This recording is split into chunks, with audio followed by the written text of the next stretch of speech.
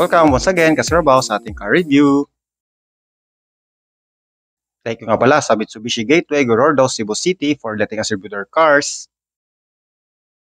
For any inquiries, you can call or text Renel Javierto on his mobile phone. This is the 2025 Mitsubishi Mirage G4 GLX 1.2 CVT. 879K to, Cebu City price ha. April promo is 8,000 based on 20% down payment. 60 months is 18,283.00. Airbags is driver and front passenger.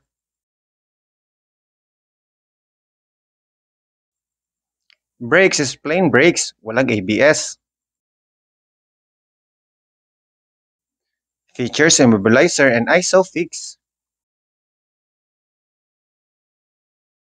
Dito sa harap is the dynamic shield design ng Mitsubishi. Dalawa ang grille taas at baba. Then may maliit sa gitna. May space dito before the grille. Gloss black sa loob. Chrome antip.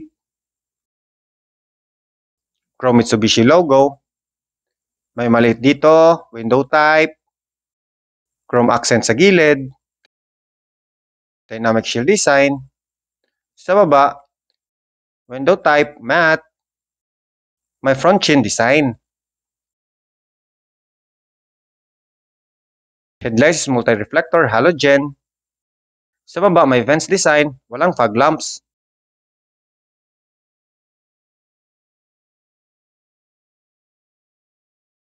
Dito sa gilid, wheels is silver, tires is 185/55 R15 Yokohama. Nasa side ang repeaters, body color side mirrors with repeaters, auto adjust, but manual folding. Keyless remote entry, body color doorknobs. Front suspension and McPherson strut, coil spring with stabilizer bar. Rear is torsion beam. Front brake is 14 inches ventilated disc. And rear is 8-inch leading and trailing drum. Ito sa likod, pole type antenna sa taas. Nasa loob ang third brake light. Chrome back door garnish. Chrome Mitsubishi logo. Pati ang Mirage G4 emblem. Walang backup camera. Wala ding backup sensors. Pwedeng susian ang trunk. Then back bumper diffuser design.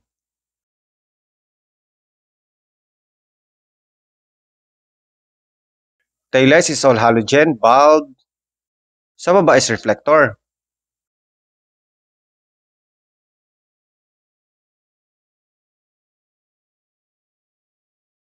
Buksan natin yung trunk.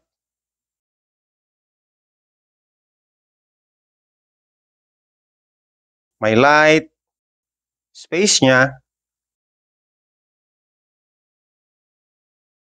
Sa ilalim, full spare tire, tools and jack.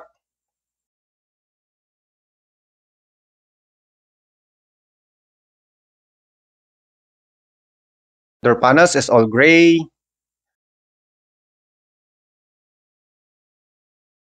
Plastic, matte doorknob, matte side handrest, power window button, matte, plastic, malagyan, bottle holder, speaker, then retractable hand grip. Sa likod na door panels is same, all gray. Plastic, matte doorknob, plastic, matte, power window button, walang malagyan and walang bottle holder, wala din tong speaker. Then retractable hand grip.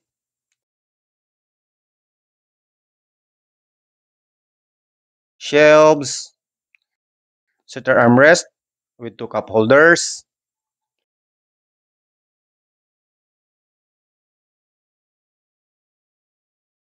Malagyan. Dito, wala. Then malagyan sa gitna. Driver side and door panel is same, all gray. Plastic, matte doorknob, matte then side armrest, plastic, Windows lock, power window buttons, malagyan, bottle holder, speaker. Steering wheel is tilt only, plastic, visor sa dash, walang push start, circle ang air vents, shiny ang mga sides, side mirror adjust, hood lever sa gilid, then trunk and gas tank lever. Upuan is fabric, dark ang gilid, light at may design ang gitna, headrest, then 6-way manual adjust, view sa likod, 3-spoke steering wheel urethane with silver accent and audio controls. Dito is infotainment, voice command, and cellphone button. Dash analog RPM and speedometer, high contrast combination meter, then may maliit na display sa gitna. Infotainment is 7-inch touchscreen via 2 speakers with Apple CarPlay, Android Auto, Bluetooth, USB, smartphone link, display audio. Manual dial type aircon, doom lights, mic, sun visor vanity mirror sa driver side, sun visor vanity mirror sa passenger side.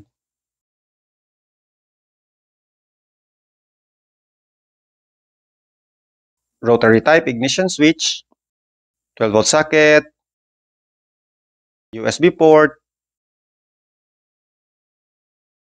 malagyan, 2 cup holders, auto tranny, silver, gated, then manual handbrake. Passenger na po on the same fabric, 4-way manual adjust, plastic, airbag, circle air vents, shiny ang gilid, malagyan, then glove box.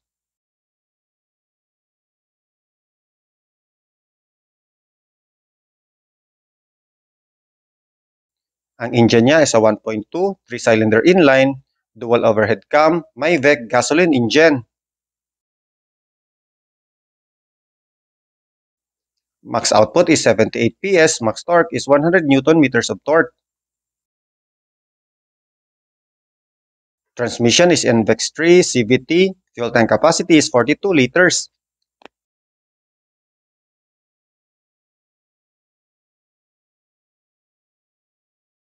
So that's it, Kasarambao. Thank you sa panonood. And don't forget to like and subscribe to my YouTube channel. Support Visayan Vlogger. Hanggang sa muli. Paalam and peace. Thank you.